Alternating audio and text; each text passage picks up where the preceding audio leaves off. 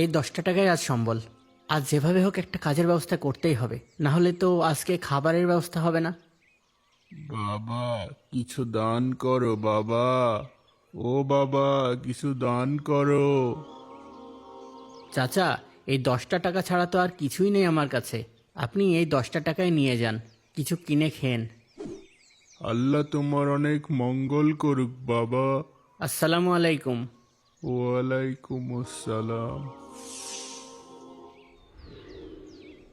আজকে তো আড়ত বন্ধ হয়ে গেছে, আজকে আর কাজ হবে না। কালকে আসেন আলী ভাই। ইয়া আল্লাহ, গত 2-3 দিন থেকেই তো কাজ নেই, আজকেও কাজটা হলো না।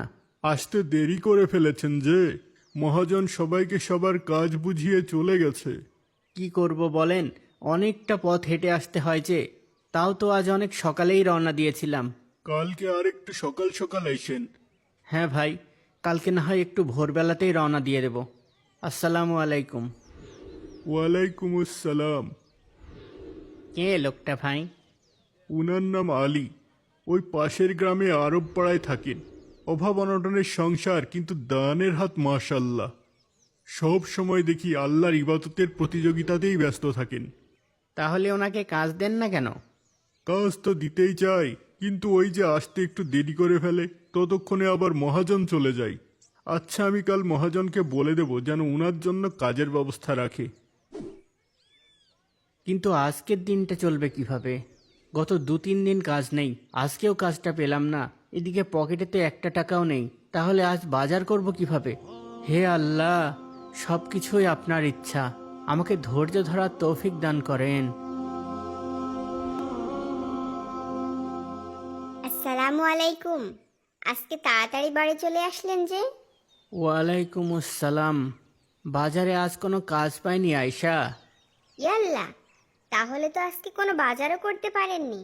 না, আজকের দিনটা কোনো রকমে চালিয়ে নাও।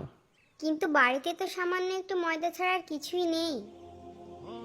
ওই হবে, আল্লাহর রহমতে ওই ময়দাটুকু দিয়ে আজকের দিনটা পার হয়ে যাবে ইনশাল্লাহ। ইনশাল্লাহ। হে আল্লাহ, আপনাকে শুক্রিয়া এমন একটা ইমানদার বিবি দেওয়ার জন্যে। সুবহান আল্লাহ, সুবহান আল্লাহ, সুবহান আল্লাহ, সুবহান আল্লাহ, সুবহান আল্লাহ।